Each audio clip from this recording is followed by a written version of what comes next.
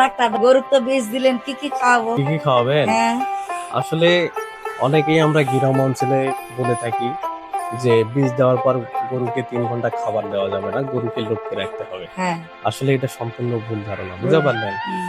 একটা গরুকে বীজ দেওয়ার পর থেকে পর্যাপ্ত পরিমাণ খাবার দিবেন, দানাদার খাবার দিবেন, পর্যাপ্ত পরিমাণ ঘাস দিবেন, তাহলে সেই গরু বীজ কনসেপ্ট হয়, বুঝতে পারলেন? হুম। আর বলেন না যে লটকে রাখেন, লটকে রাখলে কি হয়? হ্যালো।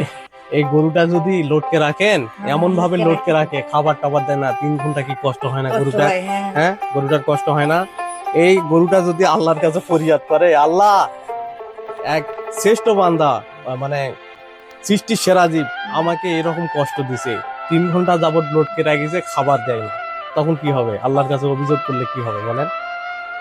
দোষারোপ হবো। হ্যাঁ, এই জন্যে একটা গরুকে কৃত্রিম প্রজনন করার পর পর্যাপ্ত পরিমাণ খাবার দিবেন, যাতে গরুটা জাবর কাটে, ঠিক আছে? তাহলে গরুটা তাড়াতাড়ি কনসেপ্ট হবে। আর দ্বিতীয়ত, কৃত্রিম প্রজনন করার পর গরুকে কোনো রকম দীর্ঘক্ষণ লটকে রাখা যাবে না। দর্শক মন্ডলী অনেকে আমাকে কমেন্ট করে যে আসলে ভাই আপনার ভিডিওগুলো দেখি ভালো লাগে। আসলে অনেকে জিজ্ঞাসা করে একটা গরুকে কৃত্রিম প্রজনন করার পর গরুকে কয় ঘন্টা পর খাবার দিব, খাবার দেবো। তারপর গরুকে লটকে রাখা যাবে কিনা। আজকে আমি বুঝে দিলাম।